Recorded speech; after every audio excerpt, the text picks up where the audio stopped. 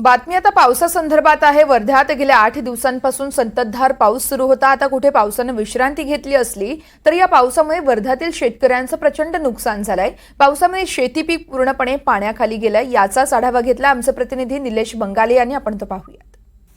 वर्ध्यामध्ये गेल्या 8 ते 10 दिवसापासून जो संततधार पाऊस सुरू आहे, या संततधार पावसाने अतोनात नुकसान केलेले आहे। हे मी सध्याच आहे वर्ध्यातील आष्टी तालुक्यामधील चिस्तूर या गावी।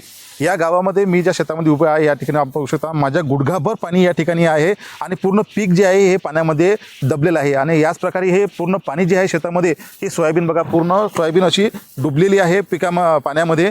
त्यामुळे आपल्या तळहाताशी आलेला घास, आपल्या तोंडाशी आलेला घास आता हा निसटून जातो का, असं कास्तकाराला भीती पडलेली आहे। खरं म्हणजे तळहातावरील फोळाप्रमाणे जपणाऱ्या पिकाला नेस्तनाबूत होताना शेतकरी आता आपल्या उघड्या डोळ्यात बघतो आहे। या सर्व विषयावर बोलण्यासाठी आपल्यासोबत काही शेतकरी सुद्धा, आपण त्याच्याशी बोलूया।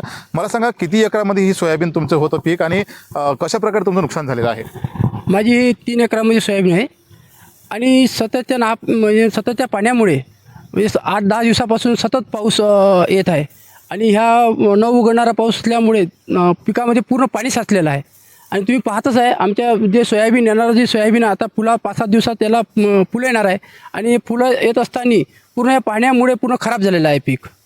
तर हेच आपण जर बघितलं तर आता काही दिवसामध्ये याला फुलं येणार होते, फळंसुद्धा लागणार होते, त्यामुळे हे सर्व खराब झालेलं आहे। या सर्व विषयावर बोलण्यासाठी, येथील नुकसानीचा पंचनामा करण्यासाठी शासकीय कर्मचारी सुद्धा आहे, तलाठी या ठिकाणी या भागातील आहे। आपण त्यांच्याशी सुद्धा बोलूया। साहेब, मला सांगा, तुम्ही या ठिकाणी पंचनामा करायला आलेला आहे, काय तुम्हाला आढळलेलं आहे?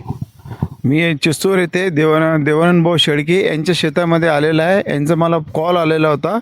त्यांनी सांगितलं की माझ्या शेतामध्ये खूप सारं पाणी साचलेलं आहे आणि मी त्यांचा शेताचा मोका पंचनामा करण्यासाठी इथं हजर आहे आणि यांच्या शेतामध्ये पूर्णतः पाणी साचलेलं आहे।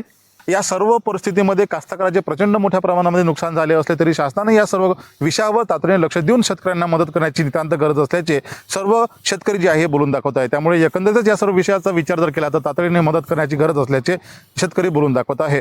Cameraman भूषणसह Nilesh बंगाले, NDTV Marathi, Wardha.